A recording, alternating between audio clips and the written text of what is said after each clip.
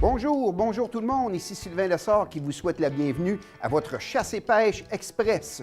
Aujourd'hui, ma destination, le nord de la Naudière, dans la région de Saint-Michel-des-Saints, soit la pourvoirie du Milieu, superbe territoire de pêche. Et pour les maniaques de chasse, un peu plus tard à l'émission, ne manquez pas ma capsule Chasse au canard.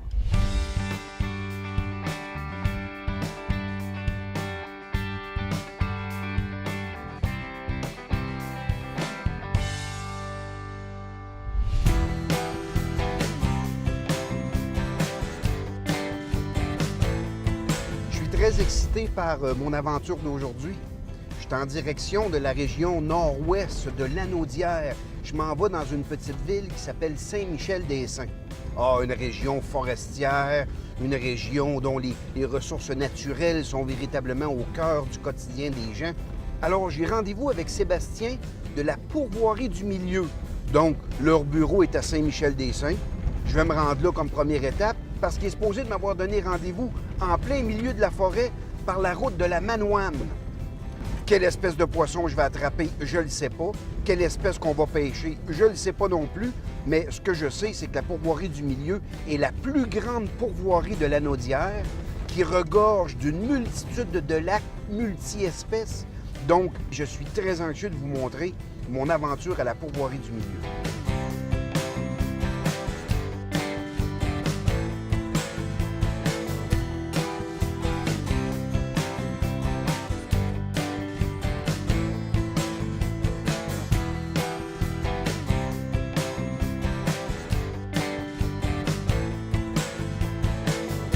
On m'avait dit le pont de la rivière du Milieu. D'après moi, j'étais à la bonne place. D'après moi, j'étais à la bonne place ici. J'ai hâte d'aller le rencontrer. Sébastien, on m'a dit. On est bien sur le pont de la rivière du Milieu? Effectivement. Bonjour, Donc, Sylvain. toi, t'es Sébastien. Ça va bien? Ça va très bien. Content de te rencontrer. Ben oui, la route, ça a bien été. Oui, bien été. Dis-moi, Sébastien, j'ai pris le temps de regarder la carte à ton poste d'accueil de Saint-Michel-des-Saints. Ton territoire est absolument immense. Combien as-tu de lacs là-dessus? Bien, exploité, là, on exploite environ là, 75 lacs comme c'est là. Sur le territoire, il y a une centaine de trous d'eau, centaine de lacs. Mais c'est pas tous des lacs qui ont un potentiel. Là, donc, OK, wow, on s'entend. on a des chaloupes sur ça, là, 75 à 80 lacs, là, Wow, que les c'est- embarcations sont déjà dessus, là, qui sont Hey, exploitables. C'est toute une gestion. Puis j'ai vu que tu avais des grands lacs également. Le lac La Violette, ça se peut-tu? Oui, le lac La Violette, c'est un lac de 3 km de long. Hey, c'est Le lac de la Broquerie, 3 km. Le lac Murray, lui, a 7 km de long. hey, c'est quelque chose. Ouais, c'est des petites mers, là. Des petites mers, Pas oui. toujours les lacs les plus faciles à pêcher. Non, on s'entend. Sauf que J'entends. les surprises là-dedans, là, les gros poissons, les gros lacs, les gros poissons, souvent, là, ça va ensemble. Ici, on parle de pêche et de poissons. J'ai entendu parler que la pourvoirie du Milieu, c'est un sac à surprise. Mais ça dépend des secteurs, c'est ça. OK. Comme ici, mettons, si on est là, en ce moment, on est dans le sud du territoire. Sud du territoire. Mais dans le sud, là, c'est le coin, là, si on veut aller chercher de l'achigan. On met Ah, comme ici, oui. ça, c'est la rivière du Milieu et de l'achigan ici. Toute beauté, Il hein? y a de la perche chaude, du brochet. Dans le sud du territoire, il peut y avoir un petit peu de wananiche, là, mais c'est plutôt rare. OK. Un petit peu de doré, mais généralement, là, aussi au lac La Violette, il y a de la grise. Ah, Fait que dans le oui. sud, il y a vraiment plusieurs espèces. Là, on retrouve vraiment de tout. Si on monte un peu plus au nord, c'est un petit peu plus moucheté, brochet, un petit peu de doré, la grise. C'est que c'est ça. Sur 75 lacs, chaque lac a ses espèces de poissons. Donc, il y en a vraiment, là, il y a toute une variété. Là. Vous avez des chalets sur le territoire aussi? Oui, bien là, on a 19 chalets vraiment éparpillés partout sur le territoire. OK. Les chalets, ça va selon le nombre de personnes qu'il y a dans le chalet. C'est bon. Puis selon ce qu'on veut pêcher aussi. Tu sais, si on veut pêcher, mettons, le touladi, bien, on va s'assurer là, qu'il y a du touladi pas trop loin. Si on veut pêcher le doré, fait qu'on va s'enligner selon le chalet, quelle espèce qu'on veut pêcher. Après ça, on va pouvoir voir quel chalet qu'on pourrait avoir. Question de goût et de feeling, là, je vois cette belle rivière-là. Je suis un pêcheur de rivière. On a tous commencé comme ça au Québec. Puis quand j'en vois une qui coule comme ça, là, ça me donne vraiment le goût de tirer ma ligne là-dedans. Y aurait-il possibilité qu'on commence par ça, Sébastien? Oui, c'est sûr. Puis là, en plus, ça donne bien, l'eau a baissé. Tu sais, on a eu un printemps bien haut, l'eau était très haute. Fait que, tu sais, si ça arrive que, tu sais, quand l'eau est haute, Ouais, c'est moins bon, hein? plus difficile. C'est ça la pêche. Ouais. Fait que là, l'eau a baissé, là, on a des bonnes chances de trouver un poisson certain qui voudrait Ah, mordre. ben, j'aimerais ça.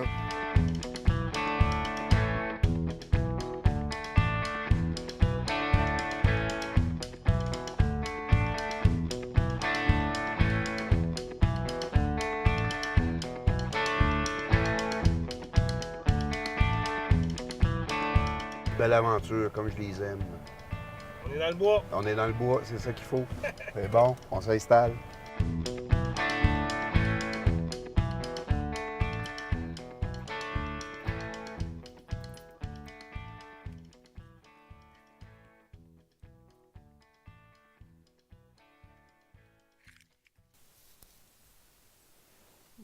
C'est assez excitant s'en aller sur une rivière qu'on connaît pas, pêcher des espèces de poissons qu'on connaît pas.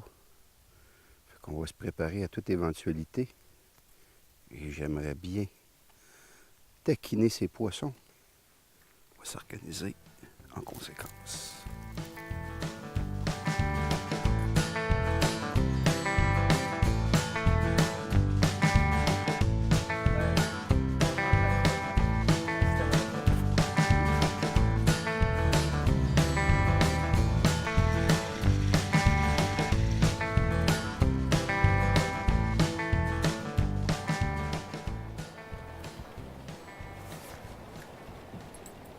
Journée parfaite pour la pêche.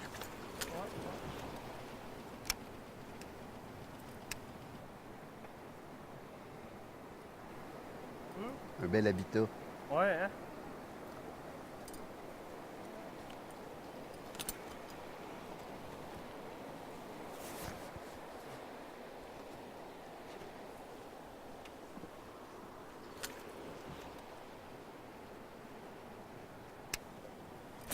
Yes! Oh yeah! Le pourvoyeur a toujours... Oh! Oh, oh. Ça se bat bien, ça se bat bien. C'est vu sur mon spinnerbait, Eh ouais. Sébastien. Eh ouais. Il l'a attaqué aussitôt qu'il s'est venu dans l'eau. Regardez comment il cherche le fond. Là, il est en dessous du bateau, là. Ah, il est en dessous du bateau, là. Viens-t'en ici, mon beau. Yes! On se fera pas bredouille. Hey, all right. Hey, ça, c'est le fun. Checkez-moi le beau poisson. S'il y a de quoi de sportif dans la vie d'un pêcheur, c'est d'attraper un achigan. Il est venu attaquer directement sur le leurre. Ce qui est important quand on patrouille une rivière comme ça, et Sébastien derrière moi va m'endosser, c'est qu'il faut travailler les structures. J'ai vu des belles roches, j'ai vu des belles cachettes. Donc, à ce moment-là, on arrive puis on lance notre leurre directement près de ces structures-là et de ces cachettes. Et comme de fait, il était à l'affût, puis bang, il est venu attaquer mon leurre tout de suite. Mais on va le laisser grandir parce qu'il y a encore du poids à prendre.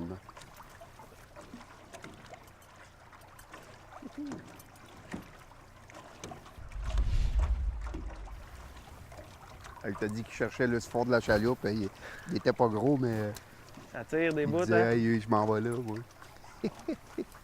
Ouais, c'est.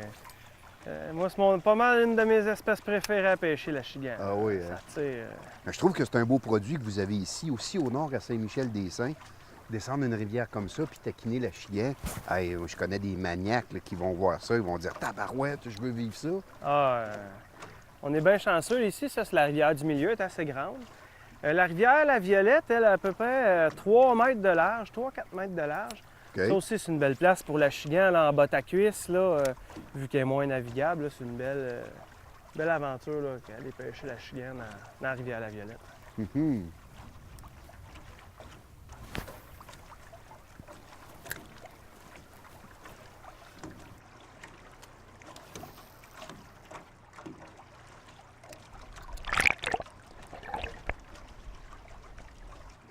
Oh! Ça va sauter? Ah, un petit Un brochet. petit brochet. Je pense. Ouais, sûr. J'ai vu le bec. Un mini brochet. Ouais. Ah, je vais pouvoir vous montrer ma technique de brochet de bord. Hein? Le mets dans la gueule.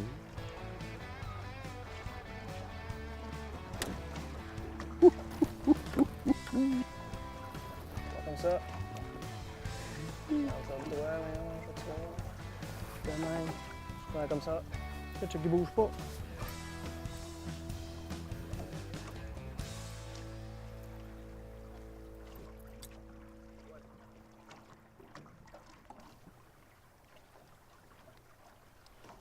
Et il repart dans les Il est profondeurs. reparti.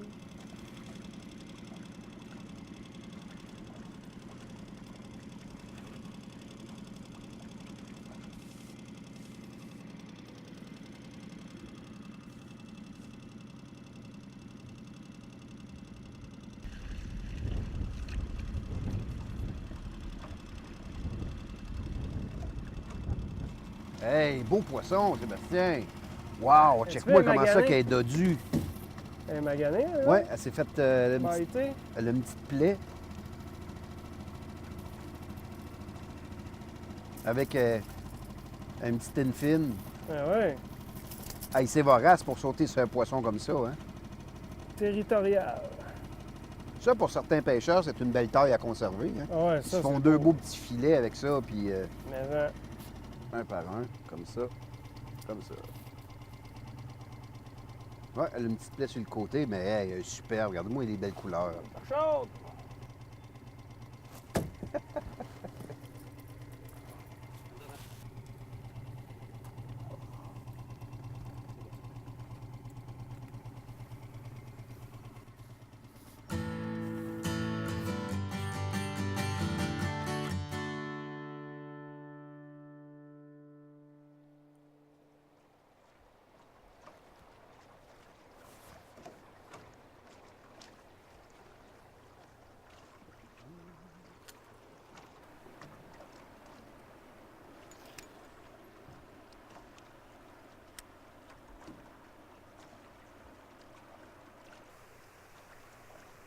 Oh, il y a de quoi qui a suivi, il y a de quoi qui suit. Oh, petit brochet.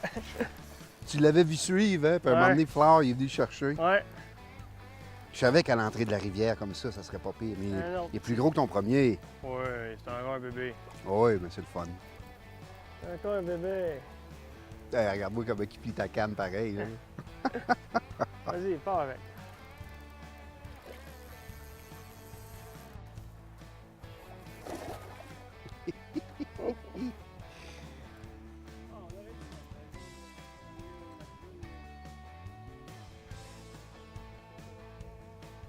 Il est beau, il a des belles couleurs.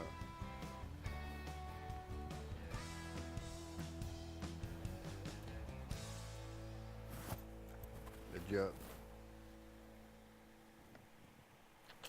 Spike. On remet ça à l'eau.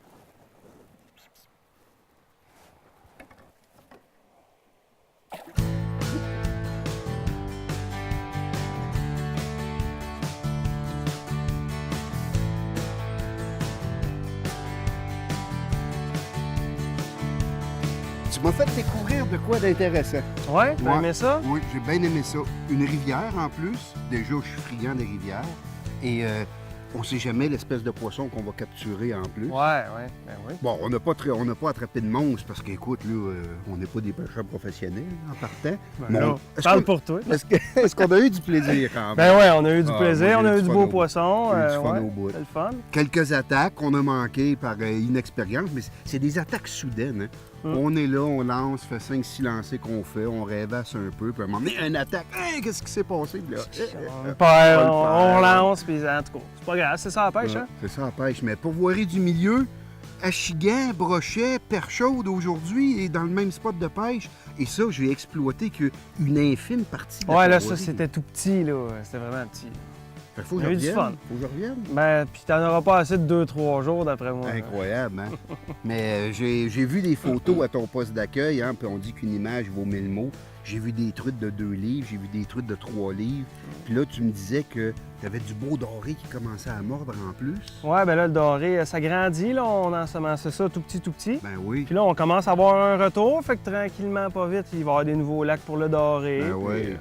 de beaux poissons, là, ça va bien, notre Puis tu as affaire. travaillé tes frayères à Ombre de Fontaine aussi, ce qui Ouais. c'est prometteur aussi pour l'avenir. Oui, c'est bien beau, ça aussi. Ça fonctionne bien à certains lacs, là. Ben, je pense qu'en tout cas, le futur est très prometteur pour la pourvoirie du milieu. Moi, c'était ma première, mais je te garantis que je vais revenir développer ce territoire-là parce que je trouve que c'est plein de surprises puis qu'il y a un beau potentiel à exploiter. Oui. Je te remercie beaucoup d'avoir été mon guide.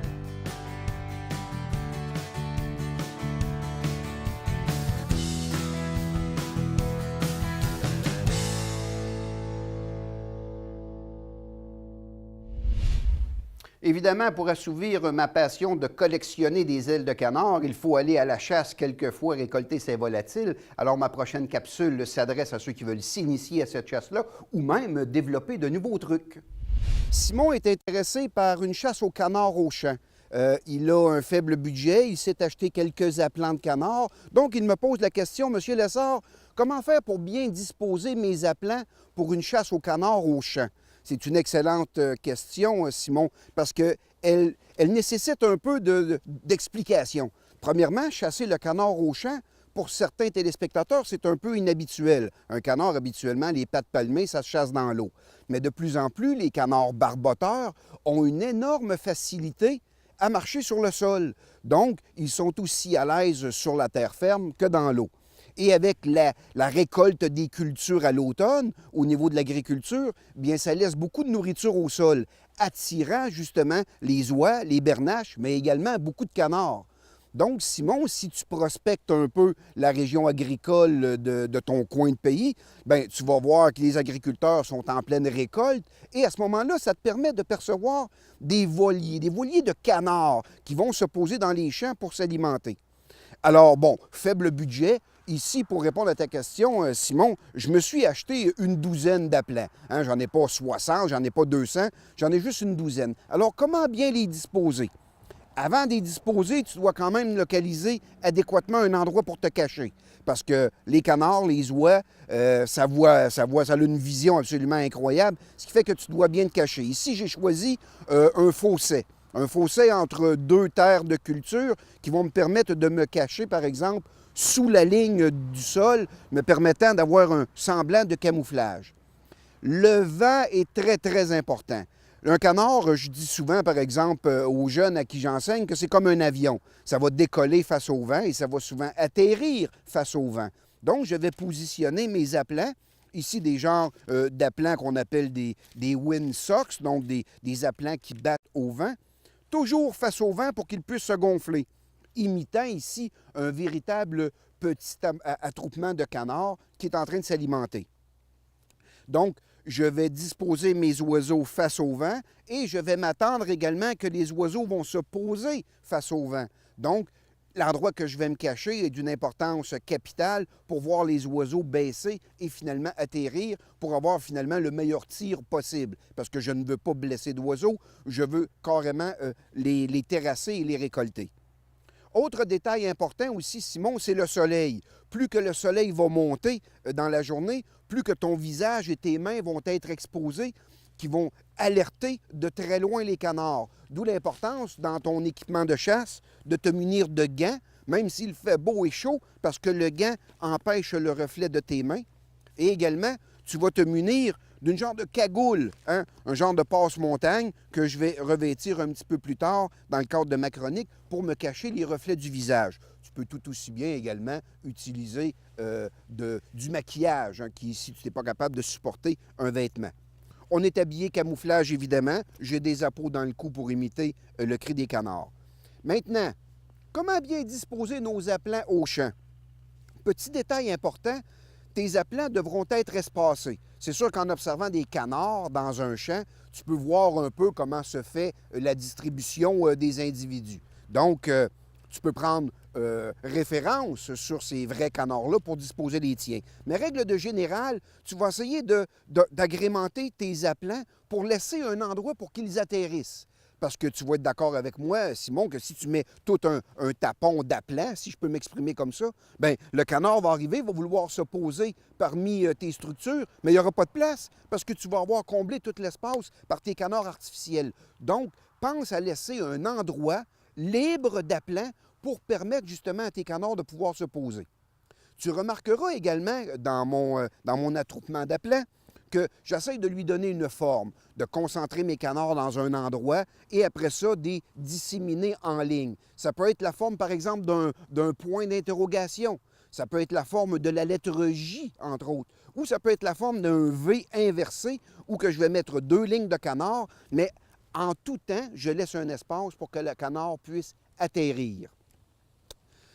Pour mettre le canard plus en confiance, il se vend également dans les magasins de chasse et de pêche d'autres types d'appelants qui ont la réputation finalement de mettre en confiance le canard. On peut parler d'un appelant de grand héron, par exemple, d'un appelant de corneille d'Amérique, qui sont des appelants de confiance, comme on appelle. Tu remarqueras dans le présent montage que je suis en train d'effectuer que j'ai mis 4 coquilles d'oies des neiges. Les oies, on le sait, ont la réputation d'être très méfiantes, mais ne s'entendent pas très bien avec les canards. Ce qui fait que les oies, je les ai mis complètement à part, un peu séparés de mon attroupement de canards, mais les oies vont avoir quand même leur pouvoir parce qu'ils vont donner confiance au canard qui veut atterrir, le canard sachant très bien que les oies sont très, très méfiantes. Finalement, tout ce qu'il me manque à mon montage, c'est un peu de mouvement. C'est sûr qu'ici, mon appelant de canard, lorsque le vent va pénétrer à l'intérieur, ce qui fait comme un genre de sac, un genre de poche, va créer un petit mouvement. Mais avec un petit peu plus d'investissement, de plus en plus, ce qui est populaire, c'est de remettre un canard motorisé, ce qu'on appelle un rotodoc. Ça peut être un canard que les ailes vont battre grâce au vent, ou ça peut être un canard qui est muni d'une pile, et à ce moment-là, grâce à la pile, les ailes vont être motorisées et vont tourner. Tout ça pour qu'un canard qui passe au loin, par exemple, perçoive le mouvement. Une fois que le canard a perçu le mouvement, vous pouvez le mettre en confiance grâce à votre appôt et l'appeler ainsi pour finalement qu'il s'approche. Et finalement, si tu es bien caché et que ton montage a un peu de réalisme, mais à ce moment-là, il sera possible que ton canard atterrisse et faire un coup de feu fructueux. Donc, Simon, je vais te montrer un peu, moi, comment que je fais avec une douzaine d'appelants, tout simplement. Pour ce faire, bien, je vais être assisté de quelques jeunes de la relève de l'école de Duchesnay qui sont venus me donner un coup de main ce matin pour créer un genre de montage des plus réalismes. Donc, on passe tout de suite à l'action.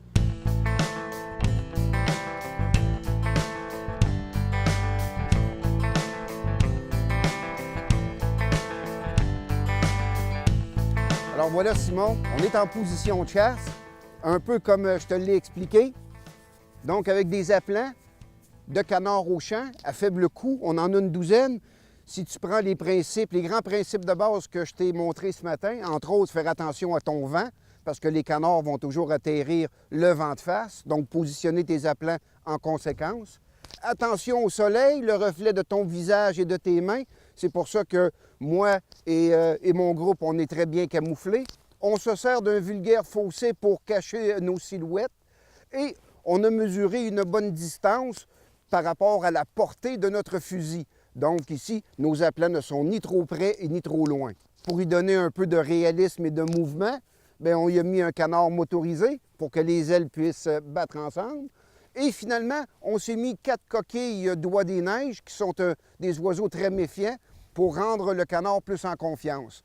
Donc, avec ces quelques règles de base-là, je te rappelle évidemment que si tu trouves des canards dans un champ, on te souhaite une bonne chasse, tout en demandant préalablement, évidemment, la permission au propriétaire de pouvoir chasser sur ses terres, ramasser tes douilles vides, par exemple, et faire attention à ses installations.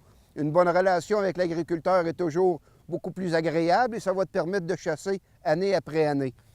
Et en terminant, il faut croire, Simon, que notre petit attroupement de canards, moi et mes amis, ça a l'air d'être assez fonctionnel parce qu'à l'heure où je te parle, nous avons déjà 2 canards de ramasser. Donc, nous, on va poursuivre cette chasse très agréable.